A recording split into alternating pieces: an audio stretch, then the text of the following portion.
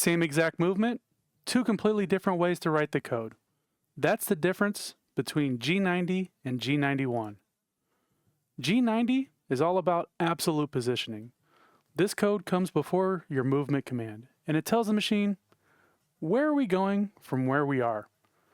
In the real world, this is like standing on a corner and saying, go to that store. G91 works differently. Instead of telling the machine where to go, it tells the machine how far to move from the current position. In the real world, this is like saying, move 50 feet to the right and 100 feet forward and go there directly.